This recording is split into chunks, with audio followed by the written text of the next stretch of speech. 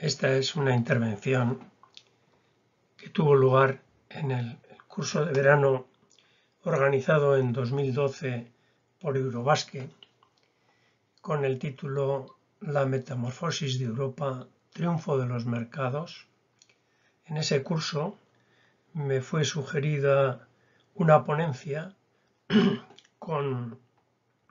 el título que figura en esta primera transparencia: La salida de la crisis, gobierno versus gobernanza económica. Bien, esta intervención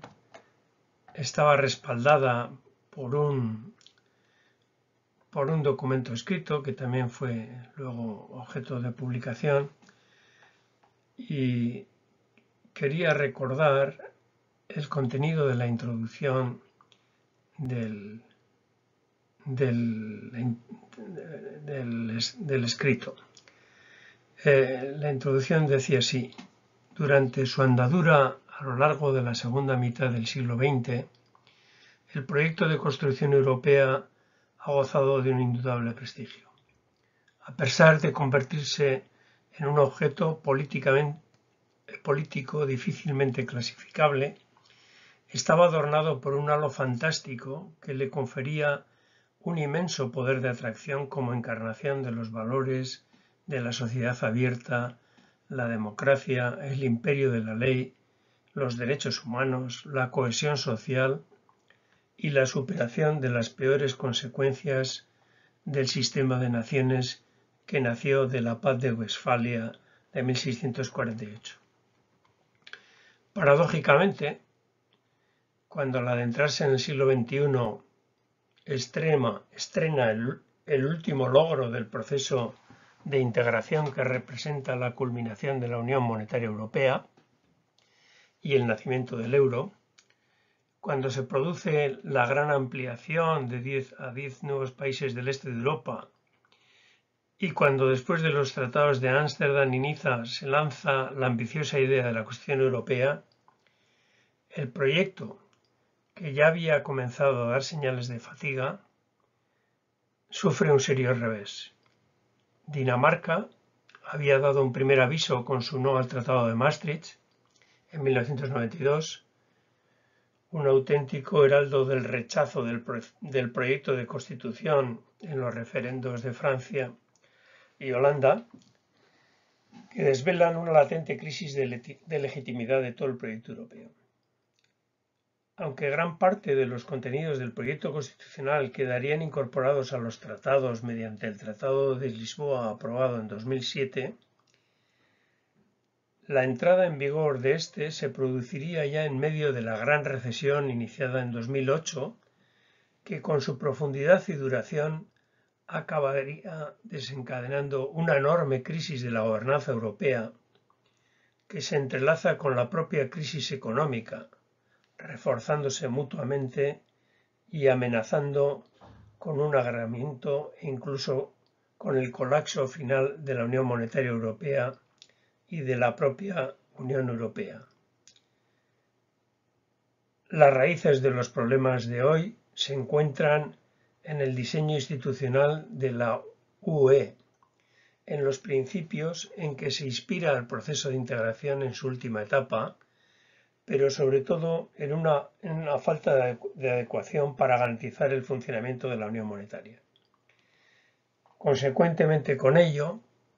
el presente trabajo se estructura de la manera siguiente. En la primera parte se abordan los principios institucionales y los fundamentos de la gobernanza europea. En el segundo se revisan las debilidades de la Unión Monetaria desde el punto de vista de las teorías de las áreas óptimas y de la lógica de la acción colectiva, y en la tercera se repasa críticamente la reforma de la gobernanza económica como respuesta a la crisis, para cerrar el trabajo con un esbozo de una propuesta de futuro que pueda garantizar el crecimiento, la estabilidad y la cohesión política y social de Europa. Bien, conocido el contenido, es ya momento de dar paso a la intervención en forma de presentación, que es un resumen abreviado del contenido del documento, con lo que doy paso directamente a la voz de dicha intervención. Sinceramente, Tomás, la invitación para participar en este curso de verano. Hace ya unos cuantos años que no tenía la oportunidad de hacerlo y siempre es agradable volver a este Palacio de Miramar. Aunque esta vez volvemos en un tiempo en que el tema que nos ocupa hoy, la situación de Europa, es un tema que nos quita el sueño. Como dice ahí, como reza ese dicho austriaco, la situación es desesperada pero no grave. Y algo de eso realmente ocurre. Es desesperada porque para muchas personas que están en el paro, con las malas perspectivas del tiempo que va a hacer falta para resolver esa situación, y la desesperanza también de muchos jóvenes que no tienen oportunidades para integrarse en el mercado de trabajo, que piensan en migrar. Desesperanza por muchos lados, pero parece que no es grave porque los principales políticos de Europa, en general, a pesar de que algunos de los países están tomando drásticas medidas, decía, los principales políticos parece que nos lanzan aquel mensaje que decía Keynes, que pueden decirnos que cuando pase la tormenta habremos recordado la calma.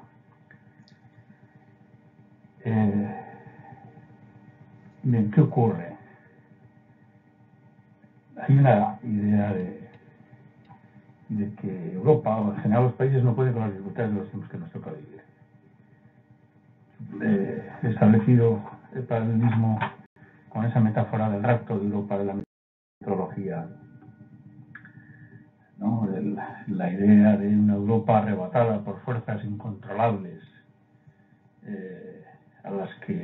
frente a las que nada puede hacer.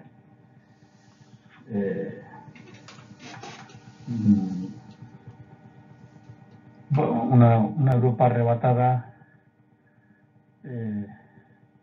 o no tanto. Yo me rebelaba contra esa imagen y proponía incluso en algunos de nuestros escritos que la metáfora debería ser otra, en todo caso quizá aquella de Prometeo encadenado, y ese Prometeo encadenado, de esa Europa encadenada, lo estaría a sus propios prejuicios, errores y limitaciones. Bien, alguien me ha hecho ver también que la historia de la metodología del rapto de Europa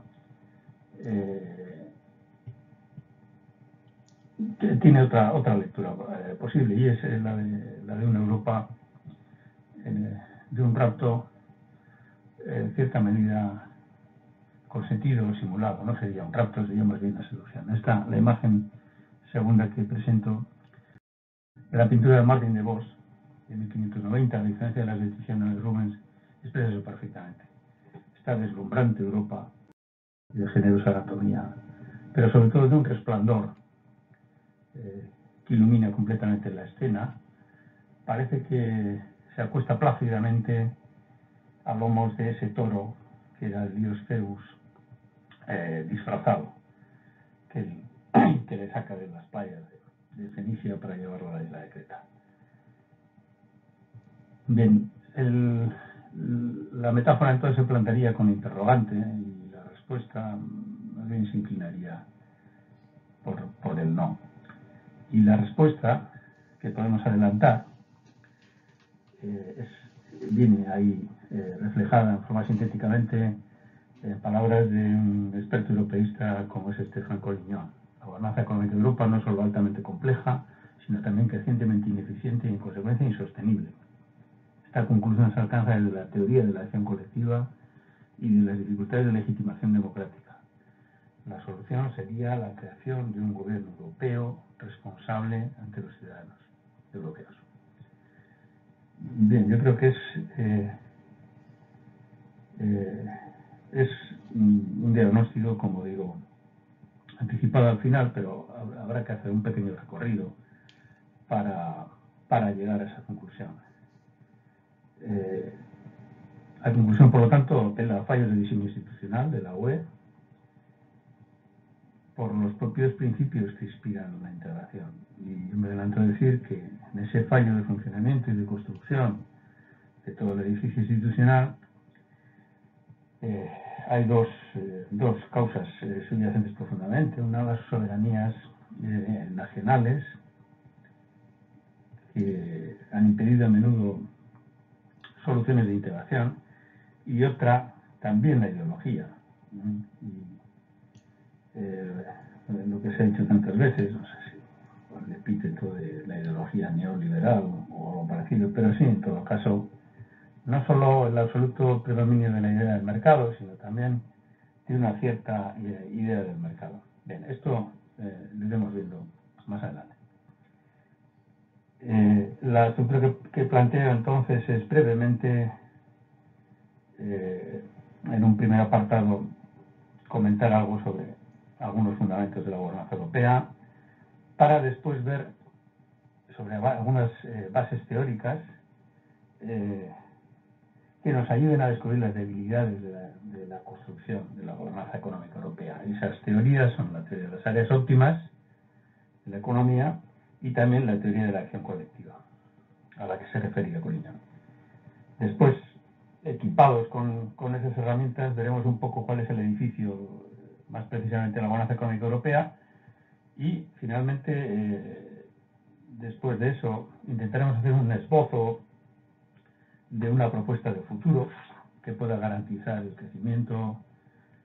la estabilidad y el progreso de la Unión Europea. Bueno, antes en Europa se hablaba mucho de los motores de la integración, esta historia repetida de la consecución de la paz, en las ideas de Monnet a través de la colaboración económica, etcétera. Hoy, más que preocuparse de los motores de la integración, los analistas, los estudiosos se dirigen directamente a entender cómo funciona el sistema, ¿no? Y ahí se han postulado dos teorías o dos paradigmas: el paradigma del intergubernamentalismo y el paradigma del neofuncionalismo. O si uno quisiera, la visión intergubernamental estaría predominada por aquellos soberanistas que defienden ante todo el peso y el papel de los estados nacionales, mientras que los neofuncionales estarían más cerca de la idea integracionista o de los federalistas europeos. De acuerdo con la primera, las instituciones comunes nunca habrían dejado de ser meros agentes de los estados, y los estados mantienen un control férreo sobre cada paso del proceso de integración y de construcción europea. Por contra, bajo la idea neofuncional o de integración, la integración tendría una dinámica propia en la que las instituciones supranacionales juegan un papel esencial, incluso más esencial cuando se producen situaciones de conflicto entre los estados, que les permite jugar un papel más destacado. Bien, todo esta, en fin, se podría extender mucho sobre ejemplos, periodos, niveles de políticas en las que uno u otro paradigma funcionan, pero ya para los años 90, seguramente debido también a un cambio en el entorno internacional y el avance del proceso de globalización, casi se podría decir que ambos paradigmas entran en crisis. El enfoque intergubernamental se muestra incapaz de hacer avances, y al mismo tiempo también el enfoque funcionalista se enfrenta con una resistencia tenaz y muy clara por parte de las soberanías estatales a hacer nuevas concesiones, de manera que es un tiempo de cierta parálisis, es el tiempo de las ideas de opting out, de proponer geometrías variables, cooperaciones reforzadas, etcétera, etcétera. Para resumir un poco ese cambio, ese giro, he recogido una cita de Simon Hicks, que es verdaderamente esclarecedora, ¿no? Cuando dice: la UE está transformando la política del gobierno a niveles nacional y europeo en un sistema de gobernanza multinivel, no jerárquico, deliberativo y apolítico, a través de una compleja red público-privada de agencias cuasi autónomas dedicadas a la re-regulación y la desregulación del mercado. Bueno, os parece un poco compleja, pero en realidad me parece que recoge los aspectos esenciales que caracterizan esa nueva etapa. Es un poco en esta caracterización posmoderna de la idea de que nace la gobernanza multinivel frente a la tradicional visión de modelo lineal y jerárquico y vertical dominado por los estados. El nuevo paradigma es un paradigma de participación, de deliberación y atención también a la caracterización que hace sobre el carácter apolítico y también sobre el papel del mercado, la idea de re-regulación y desregulación, todo orientado a la consecución del funcionamiento del mercado.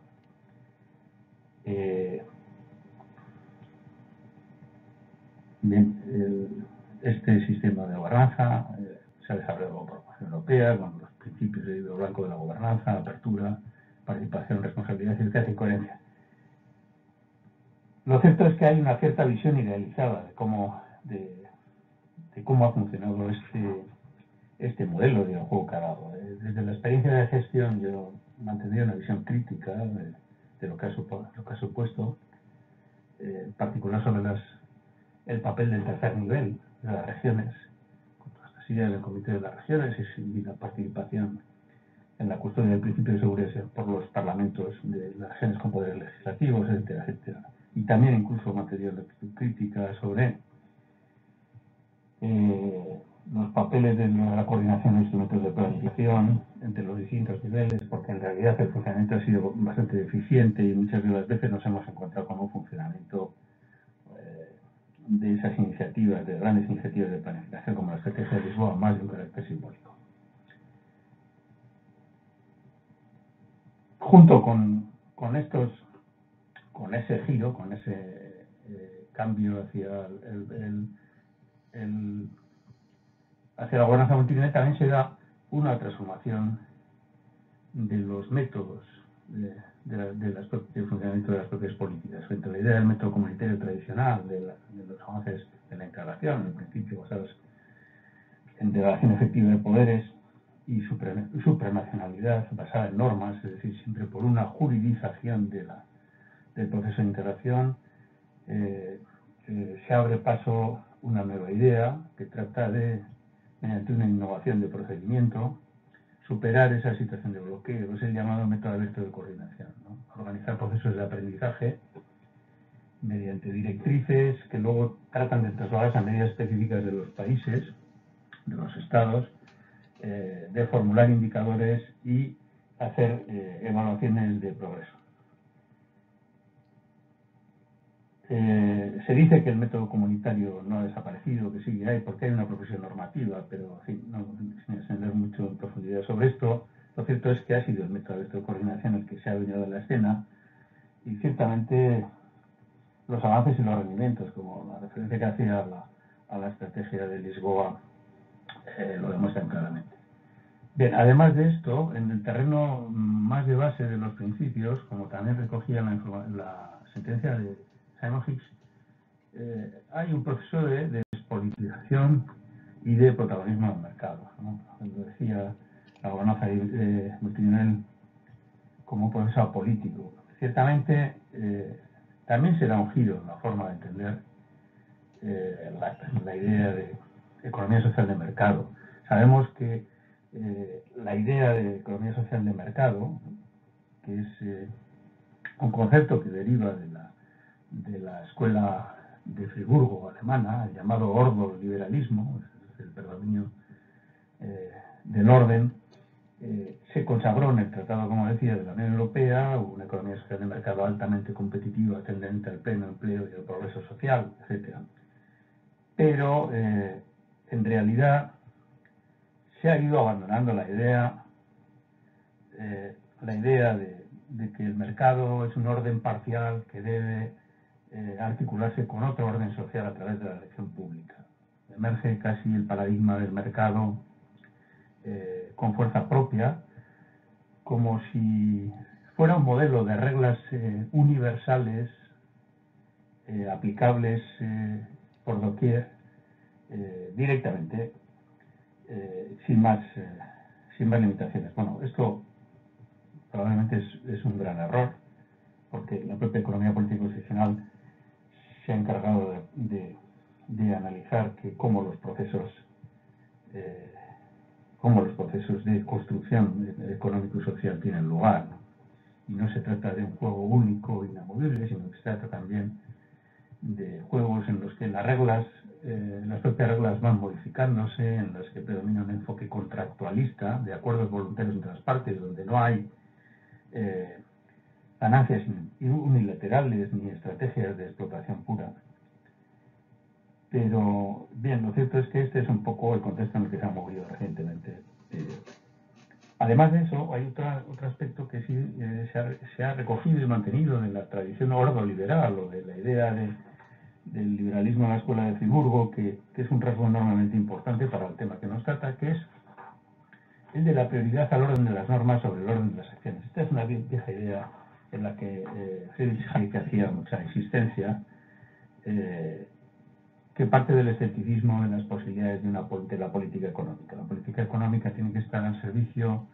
de que funcione la espontaneidad del mercado, y para ello tiene que basarse en normas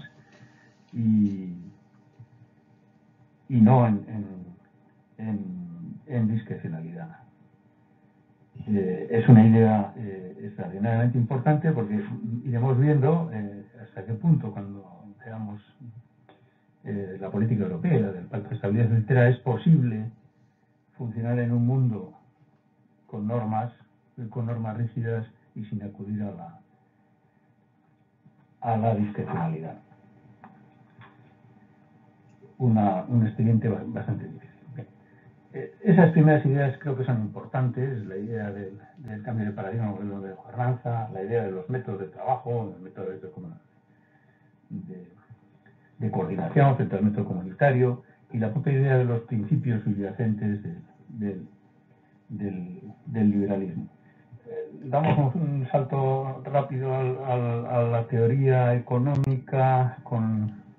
la teoría de las áreas óptimas. Este ha sido un tema importantísimo en todo el proceso de unión económica y monetaria, porque desde el principio se ha sabido que la Unión Europea difícilmente respondía a las características que, según la teoría desarrollada ya en los años 60 en América del Norte por Mandel, McKinnon y Kennan, en principio debería reunir un área monetaria. La verdad es que las observaciones de la teoría no es que condujeran a una idea muy precisa de qué es lo que nos deberíamos encontrar en el mundo en relación con las monedas, pero sí apuntaban a una cosa muy clara, y es a las dificultades que tendría un área como la propia Unión Europea. Hay tres elementos fundamentales para un área monetaria: una alta inmovilidad interna de los factores hacia adentro y resistencia hacia afuera, es decir, un marco común de determinación de condiciones laborales y de precios y salarios. Esa era la primera idea, difícilmente cumplida por la Unión Europea. Una segunda idea, aportada por McKinnon, era, la idea de que cuanto más homogéneo sea ese espacio debe tener un límite, porque parece que si estamos buscando lo homogéneo, la región tenía que ser muy pequeña para garantizar esa homogeneidad, pero una región muy pequeña estaría muy abierta al exterior, de tal manera que sus variaciones del tipo de cambio se trasladarían a toda la estructura de precios, y el tipo de cambio dejaría de ser un mecanismo de ajuste de balanza de pagos. Por lo tanto, hay un equilibrio también en el tamaño de la región. Y finalmente estaba la idea de que, para hacer frente a shocks asimétricos, una área monetaria óptima debería sería conveniente que tuviera una cierta diversificación económica, que es precisamente la que haría valer el funcionamiento de la movilidad de los factores dentro de ese espacio. Y asimismo también, esta es una idea de Peter Kennan, sería conveniente que tuviera una política presupuestaria común para hacer frente a esos shocks asimétricos. shock asimétrico, es por ejemplo la caída del muro de Berlín y después la reunificación de Alemania, por poner un ejemplo. La idea es, en fin, es que Europa estaba muy lejos de reunir las características y eso planteaba riesgos evidentes, como la historia ha demostrado. Sin embargo, creo que, y esta es una cuestión importante, también los propios análisis teóricos, cuando hacían un balance de todas las experiencias de uniones monetarias, como era el caso de Benjamin Cohen en su análisis de la Unión Latina, Unión Escandinava, Unión del Caribe Oriental y África Oriental, curiosamente enunciaba en esta síntesis de sus hallazgos, relegando completamente todas las condiciones tradicionales de las áreas monetarias a un segundo plano y poniendo la voluntad política firmemente por encima. Creo que, de una u otra manera, muchos, casi no sé si diría todos, porque hubo quien se oponía, pero se reconoció las dificultades, pero se consideró que la moneda única europea era una idea excelente en sí misma y que la eficiencia económica, como decía Krugman, no lo es todo, sino que habría que ponderar otras cosas. Pero sabemos ya por todos los mecanismos de funcionamiento que no cumple, que hay un potencial riesgo y que eso debía haber sido tenido en cuenta de cara al diseño institucional de la Unión. Pasamos al siguiente bloque teórico, que es la teoría de la acción colectiva. Bueno, esto tiene importancia porque las políticas macroeconómicas que vamos a considerar pueden ser consideradas en cuanto tales como bienes colectivos. Y en los bienes colectivos, y es interesante establecer su naturaleza para ver cuáles deben ser los criterios de funcionamiento. Bueno, ahí figura la clásica distribución en función de dos criterios, si de rivalidad y de excluibilidad, bajo el principio de no exclusión, una vez que los bienes están producidos, están disponibles para todo el mundo, que sería la columna de la derecha, bienes no excluibles, y en función de que exista rivalidad o no rivalidad, cuando no son excluibles pueden ser bienes comunes cuando hay rivalidad en su disfrute, en principio en el acceso no se excluye a nadie, o bienes públicos puros. Por contra, cuando los bienes son excluibles, nos encontramos con esos dos ejemplos de los bienes privados puros, que son los ordinariamente provistos por el mercado, y los bienes tipo club. Bueno, aquí lo que nos interesa es en esta diagonal entre bienes club y bienes comunes. Los bienes club y bienes comunes, debido a esta naturaleza, presentan unos riesgos evidentes, presentan riesgos de comportamientos estratégicos por parte de los agentes en su disfrute, que van a hacer necesaria algún tipo de regulación. En principio, los bienes club puede ser una regulación no tan estricta, pero sí algunas normas de funcionamiento. Todos tenemos experiencias sociales de lo que los clubes representan.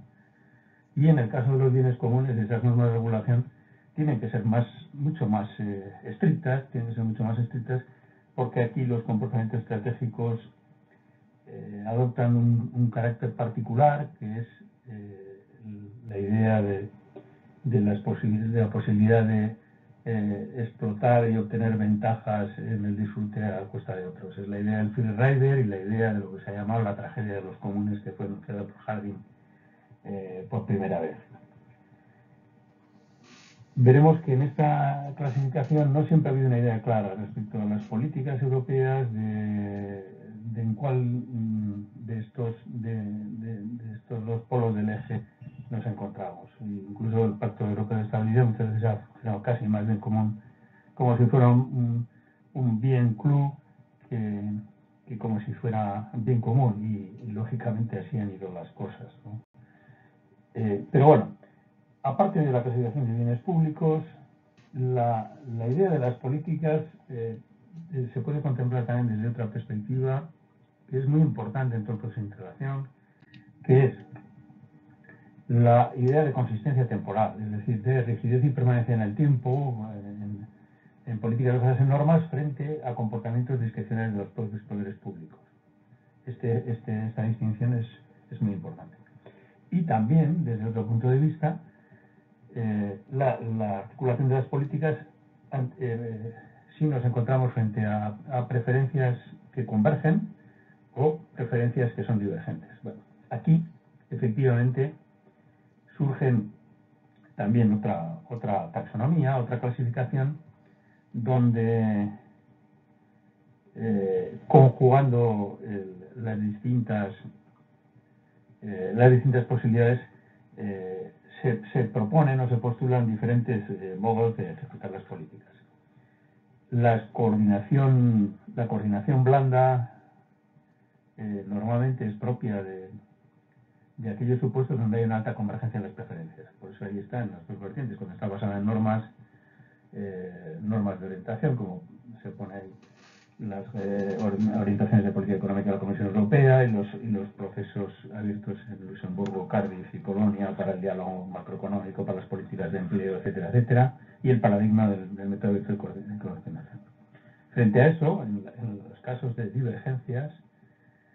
hay que imponer modelos de coordinación mucho más fuertes. Pero aquí también estamos en otra dicotomía, y es que no solo vale un modelo de coordinación dura con establecimiento de sanciones.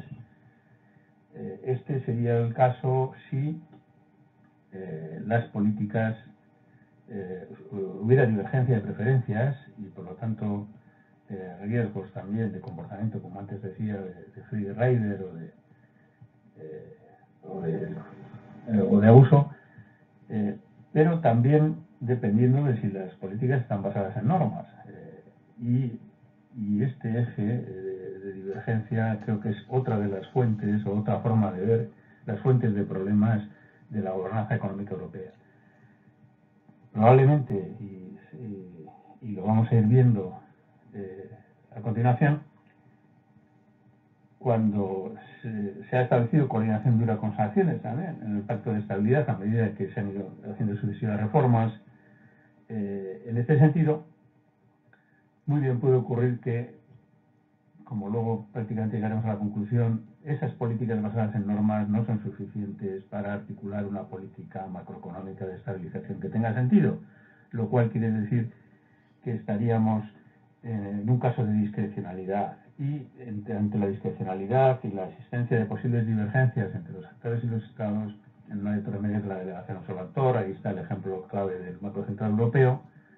y también podría decirse de la Comisión Europea en lo que respecta al mercado exclusivamente y a la política de competencia, como es bien conocida. Bien, tenemos por tanto una serie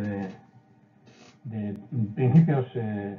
filosóficos o principios de funcionamiento de la gobernanza. Tenemos algunas ideas de las dificultades que postula la teoría de las áreas óptimas. Tenemos unas ideas de la teoría de la acción colectiva que nos indica cómo hay que articular las políticas en función de un contexto en el que tiene que ver de qué naturaleza de bienes públicos estamos hablando y de cómo están funcionando las preferencias y la idea de normas discrecionales. Cuando vamos a la realidad de Europa, bueno, vemos que el edificio de la política económica europea es verdaderamente singular. En lugar de tener un gobierno al frente, lo que tenemos es la política monetaria, en principio en parte política monetaria BCE y en parte el tipo de cambio compartida por el gobierno de la Unión también, como dice el tratado, pero este es un poco, ahí se agota, por decirlo de alguna manera, la idea de gobierno a través de un actor único, como decíamos en el cuadro anterior, gobierno de un actor único porque hay componente discrecional en esto y eventuales divergencias en las normas. A partir de ahí es un edificio, digamos, el edificio europeo se basa en todo un ejercicio de coordinación blanda, con la posible excepción del Pacto de Estabilidad, con la excepción del Pacto de Estabilidad que aparece a la izquierda, en el que efectivamente sí que hay un procedimiento de sanciones y de garantías de su cumplimiento, aunque como todos sabemos es enormemente problemático. El resto de orientaciones, bien el profesor de Cardiff, en relación con los mercados, Luxemburgo, o el diálogo de Colonia, el diálogo macroeconómico para conseguir estabilidad, pues ha tenido un carácter meramente de coordinación blanda. Bien, para analizar ese esquema proponía dos subsistemas de políticas en los cuales en el primero de ellos conjugaba la política monetaria con el tipo de cambio y la movilidad de capital. Aquí no se plantean problemas. Frente a la idea de los problemas que había en el sistema monetario europeo de la incompatibilidad de conjugar tipos de cambio fijos con movilidad de capitales y una política monetaria autónoma, que era el problema que tenían la generalidad de los países europeos en el mecanismo europeo de cambios anterior a la Unión Monetaria. Ahora este es lo que se llama el teorema de la imposibilidad de Mandel-Fleming, no puedes tener autonomía en la política monetaria si quieres tener un tipo de cambio fijo y hay movimiento de capitales. Bueno, ahora este esquema no plantea prácticamente ningún problema porque la política monetaria ha tenido prioridad absoluta y el tipo de cambio del euro, como todos sabemos en la experiencia, ha oscilado desde 0,85 hasta 1,6 en el máximo. Por lo tanto, este es en este subsistema, como decimos, no se plantean contradicciones. Además, como sabemos, el Banco Central Europeo ha tenido total preeminencia en el sentido de que tampoco hubiera permitido que la independencia de sus jefes políticas se hubiera comprometido previamente a cualquier ejercicio de coordinación. Cuando pasamos al segundo subsistema, el propio político monetario, nos relacionamos con la política fiscal, con el marco salarial y los shocks de demanda y de otro tipo, las cosas empiezan a complicarse. En la experiencia del Pacto Europeo de Estabilidad se trataba de garantizar la coherencia de este modelo de políticas bajo la simplicidad de que cumplen los requerimientos del Pacto de Estabilidad de déficit y deuda del 3% y del 60% de la deuda, etcétera, etcétera. Ahí tenemos, como decía antes, toda una historia de funcionamiento más bien de bienes club que de bienes comunes y, por lo tanto, un error en la conceptualización. Y la verdad es que, desde este punto de vista, las dificultades del Pacto de Estabilidad es que bueno, las críticas que se pueden hacer esto son numerosas. Aparte de que no tiene nada que ver con el crecimiento, la insuficiente coordinación con otros instrumentos políticos, normas numéricas que se refieren a los países de forma separada al tener en cuenta su tamaño y que las externalidades o el impacto que esos países pueden causar en otros totalmente diferentes, su tendencia a operar de forma procíclica, etc. Pero en definitiva la cuestión todo se resume probablemente a una consideración general, que es que en este modelo donde no se tiene en cuenta el tamaño de los países, sino simplemente unas normas numéricas, la Unión Europea carece de una política, de una posición fiscal común para el conjunto de la Unión. Una posición fiscal común y flexible y consecuentemente no tiene en sí misma una política económica, un mix de política económica que favorezca el crecimiento.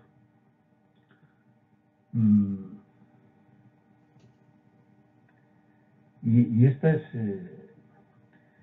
la conclusión, quizá más importante de todas, ¿no?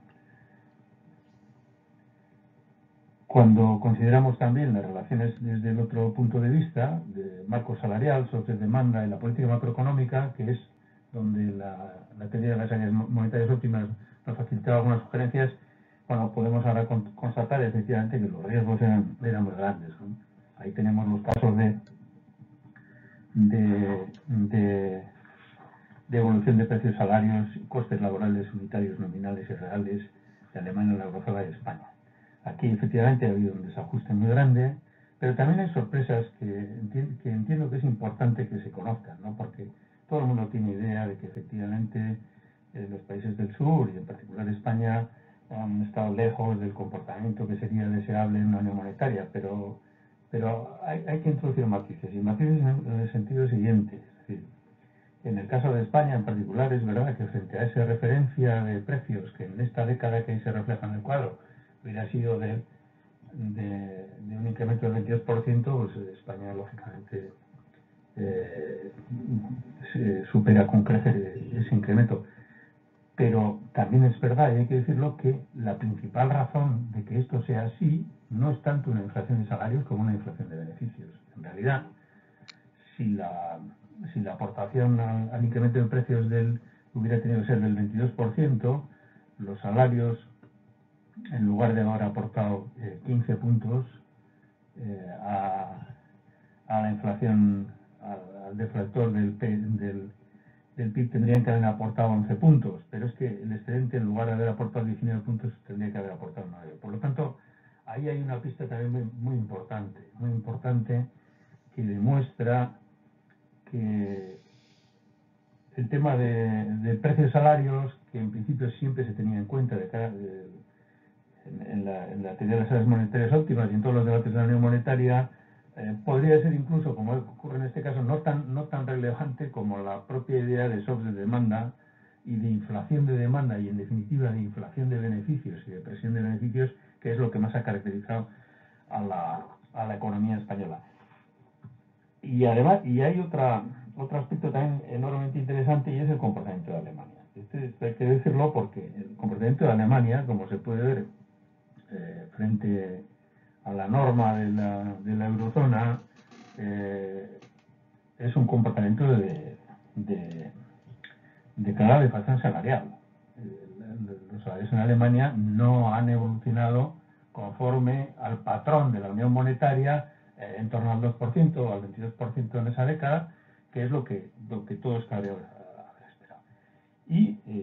estos son dos aspectos importantes, porque si en el caso de la economía española podríamos decir aquello de por qué le llaman presión salarial cuando básicamente es una inflación de beneficios, en el caso de Alemania podríamos decir por qué lo llaman competitividad cuando es deflación salarial, es decir, puras políticas de empobrecer al vecino. Bien, el trasunto de estos desequilibrios, como no podía ser de otra manera, ya estábamos sugiriendo que ahí hay un problema de desequilibrios de demanda, en realidad se traducían a desequilibrios económicos de balanza corriente. Y este sí que es un tema importante, un tema crítico, que solo se ha descubierto en el marco del propio funcionamiento del Pacto de Estabilidad, y que en las nuevas reformas del Pacto de Estabilidad y Crecimiento se ha introducido un nuevo marco de seguimiento de todos estos desequilibrios, ¿no? Desequilibrios de paro, o sea, la tradicional desequilibrios del sector público de déficit y deuda, ahora se consideran también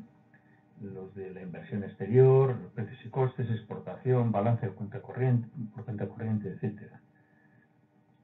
Y es que el desequilibrio de balanza corriente, que aquí se refleja, también tiene una relación directa con ese escenario que planteábamos antes de la deflación salarial alemana, y también el shock, por otro lado, desde otra vertiente, el shock de demanda enorme, con impresionante crecimiento del crédito y la deuda por parte de España y otros países. Claro, ante una situación de balanza corriente como la que ahí se describe, en la que divididos entre países superavitarios y países deficitarios, en el momento que se plantea hacer los ajustes, lo que se dice es, bueno, son los países deficitarios los que tienen que hacer un ajuste de todo tipo. Tienen que hacer un ajuste no solo en las cuentas públicas, tienen que hacer un ajuste en términos de deflación de salarios,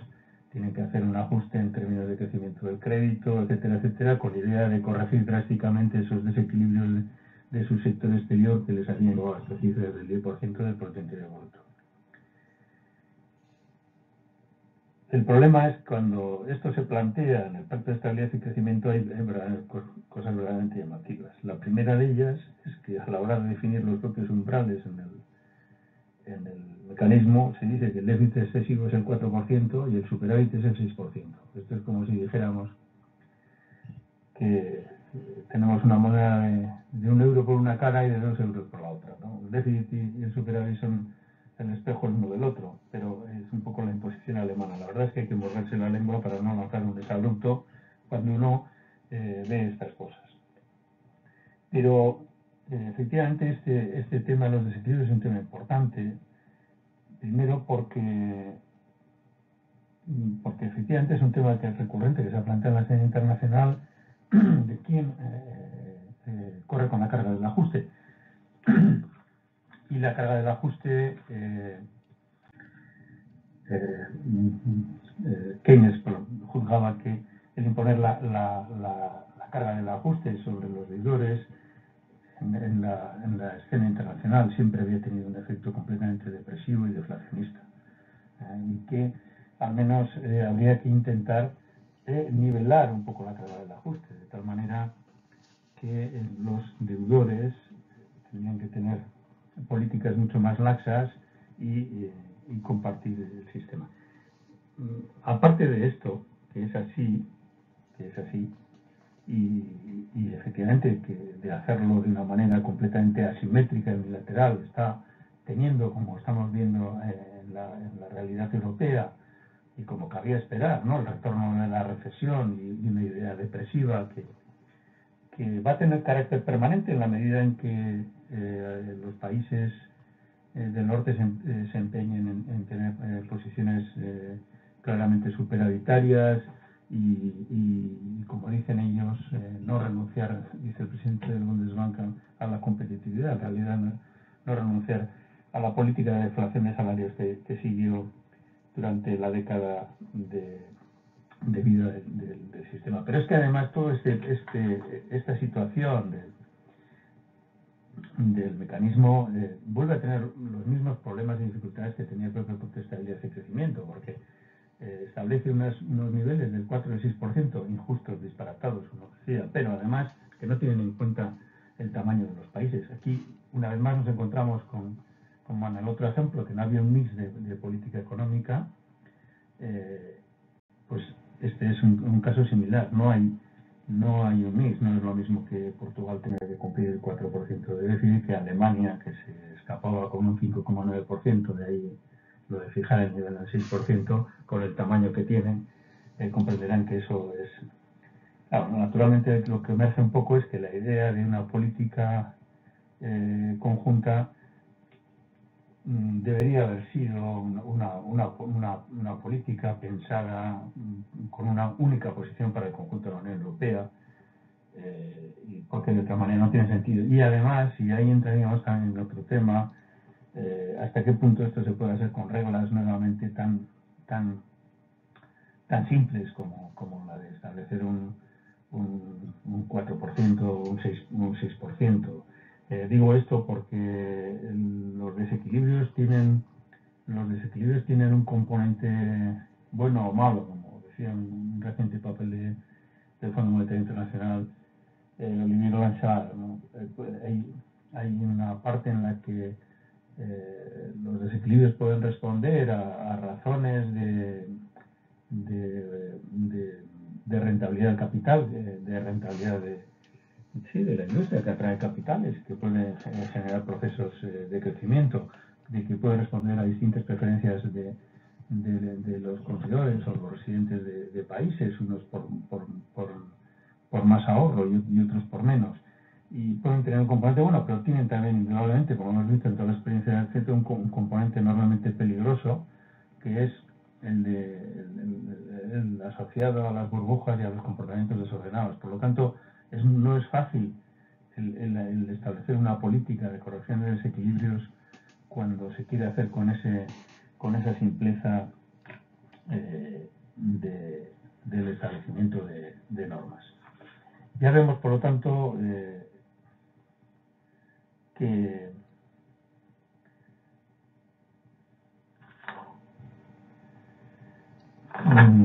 que los problemas que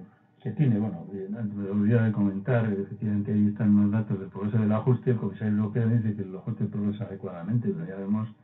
que están en los mismos niveles para los países superavitarios del 4,5-4,6%, lo mismo que estaban hace 4 años, cuando los países deficitarios han hecho ya un ajuste importante desde cifras conjuntas de hasta el menos 1,6, ¿no? Claro, esto es un poco los efectos depresivos de si a los países en conjunto los dos mecanismos, el del pacto de estabilidad, se añade deflación salarial, reducción fuerte del déficit público programada y compulsiva, reducción de la deuda, y se añade la situación de comprometida del sector privado y el desapalancamiento generalizado de empresas y familias, pues lo que encontramos en estos países es una situación complicada de tipo recesivo que, como hemos visto, ha conducido a una espiral de dificultades en el sector público, con alza de tipo de interés, fugas de capitales, y al final desencadenado todo este proceso de... Bien, no me voy a extender en esta parte, en ir del reciclaje real, de la corrección de los desequilibrios reales a los financieros, del papel del ecosistema y las operaciones del Banco Central Europeo, porque estoy seguro que a lo largo de la mañana en la mesa se tratará extensamente. Tampoco voy a insistir en línea con eso en las soluciones a corto plazo que habría que arbitrar para salir de esta situación de dificultad de la crisis de deuda soberana, porque estoy seguro que va a ser también objeto de análisis claramente. Yo únicamente me gustaría dejar sentada una cosa, y es que los nos reiterados a las distintas soluciones por parte de Alemania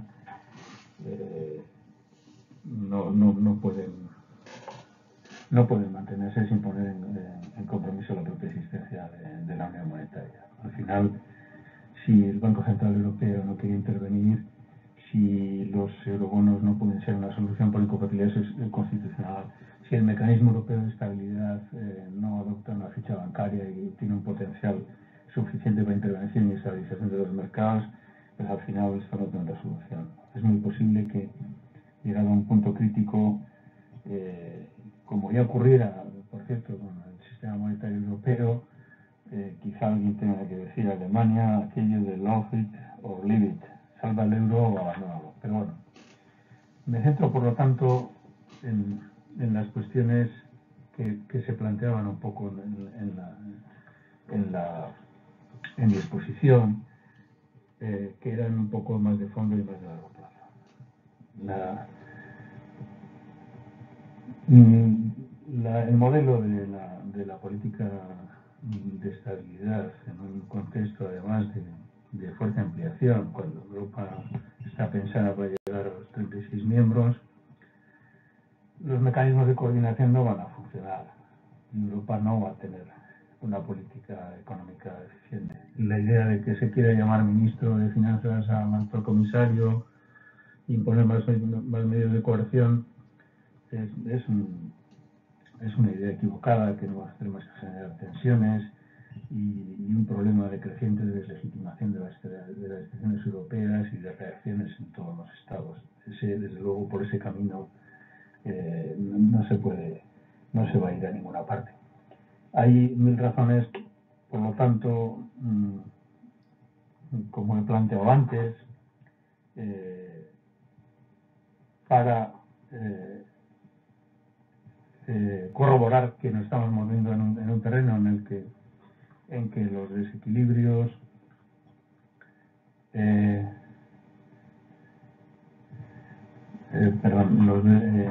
el que las reglas no son suficiente garantía de una política eficiente, en que muchas veces se ha confundido la naturaleza de los bienes colectivos en presencia, tratando como bienes de club lo que en realidad son bienes comunes, etcétera, etcétera. La idea de un gobierno europeo es emerge como indispensable porque es la única posibilidad de tener una institución que se pueda ser capaz de fijar una posición fiscal común. Una posición fiscal común que luego tendrá que articularse en los datos de los distintos países. Por lo tanto, la idea del gobierno emergente de Europa tendría que plantearse sobre un binomio gobierno-parlamento para lo que hemos señalado como bienes colectivos que requerían ese tipo de normativa, incluso un actor único, como veíamos ante políticas regionales, y quizá un binomio gobierno-consejo para la gestión del otro tipo de bienes que todavía tienen la característica de bienes de culto. Ese gobierno debería tener unas orientaciones de política económica que no fueran un documento de generalidades, sino que fuera un documento auténtico de programación económica como el que hoy en día tienen muchos estados. Fijaría una fusión fiscal común, se fijarían los objetivos de crecimiento y un mix coherente con la política monetaria. Y luego ese gobierno, en su determinación de los objetivos de política económica para el conjunto de la UE, tendría que lidiar también con la cuestión de los desequilibrios exteriores y los mecanismos de corrección, que como ya he tratado de señalar, no son fáciles de tratar, ¿no? Ni siquiera en términos de absoluta simetría, pero debería también discutir y fijar objetivos en este ámbito. Y, como ahora razonaré, también debería tener no solo esas capacidades de poder y de fijar, sino también de fijar compromisos para los estados, sino disponer de un componente discrecional de política económica, un fondo de estabilización regional, que ahora comentaré algo, que le permitiera tener una herramienta no solo para imponer coerción, ¿no? Sino un poco la zanahoria, un poco o la otra cara del palo del fondo de estabilidad, del pacto de estabilidad. Bien, aparte de esas herramientas, de la herramienta del gobierno y de esa tarea tal cual está descrita, está la otra cuestión de la política de estabilización europea. Bueno, sobre esto yo creo que mi reflexión ha sido la idea de que entre el no hacer nada, que es lo que hoy parece que se impone, y un planteamiento excesivamente idealista de pensar en un entorno federal, hay que articular una propuesta mucho más razonable. En Europa, bajo un concepto, se aproxima a la realidad de los estados federales. No podemos esperar mecanismos de estabilización potentes que se basan en ingresos y gastos con un porcentaje del 20% del Producto Interior Bruto, que juegan sobre bases interpersonales del juego de impuestos y prestaciones, sino que tiene que moverse en un entorno más limitado. Bien, la propia Comisión ya en los 90 hizo algunos análisis en este sentido y creo que al menos en línea con lo que allí se proponía, sí sería posible y tendría un efecto importante el llevar el presupuesto hasta el 2% del PIB, siempre bajo también un criterio estricto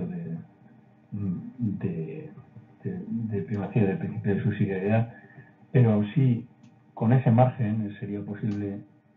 dos instrumentos, ¿no? Los análisis que se han hecho desde esta perspectiva, el informe de la Comisión señalaba el tema del desempleo como un campo privilegiado de actuación para esos mecanismos de estabilización, porque tiene la virtud del mayor autonomismo ante el deterioro de las condiciones. De ahí que yo, vinculado al empleo, sugiera la idea de una renta básica ciudadana europea de carácter universal, que podría estar armonizada con criterios de paridad de poder de compra. Creo que sería una idea, un refuerzo importante de dar sentido a la ciudadanía europea, más allá del color del pasaporte en el ámbito de los derechos, y que además se combina perfectamente con la idea de libertad de circulación y de residencia. Y luego también un fondo de estabilización regional, ¿no? Ahí habría campo para los dos. Fondo de estabilización regional que podría servir para autotox de carácter temporal, siempre bajo estrictos criterios de evaluación, pero también aquí nos encontramos con una política de fuerte componente discrecional que requiere un gobierno único detrás.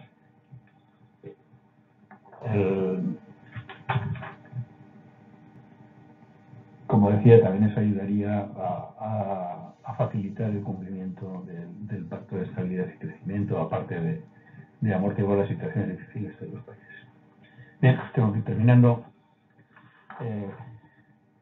Estamos en un momento crítico. Por momentos, toda la historia, después de los excesos de las burbujas, recuerdan los años 20 y los años 30. Las burbujas nos recordaban desde los años 20. Las medidas que estamos viendo hoy en día nos recuerdan la de los años 30, ¿no? Las que se hacía eco Karl Polanyi, la cita que he recogido ahí, ¿no? La moneda estable fue considerada la piedra angular de la racionalidad y ningún sufrimiento personal, ninguna usurpación de la soberanía constituyeron un sacrificio demasiado grande para recuperar la integridad monetaria. Las privaciones de los parados, a quienes la deflación había hecho perder sus empleos, la precariedad de los funcionarios despedidos en concesiones, etcétera, etcétera. Era un escenario que es el mismo que estamos viendo hoy. Frente a esos riesgos, no se debe perder la esperanza. Lo primero sería parar el temporal y salir, pero inmediatamente, entiendo yo, a prestarse a hacer un diseño institucional de creación de gobierno y de instrumentos, un gobierno que dispusiera de las capacidades para implantar una auténtica política económica muy diferente de la actual. Sin esto, el escenario de Europa, aún en el supuesto de que se supere la presente crisis, va a ser un futuro comprometido. Un futuro comprometido porque o bien experimentará tensiones que lo colocarán al borde de la desregulación, o en todo caso registrará una tendencia crónica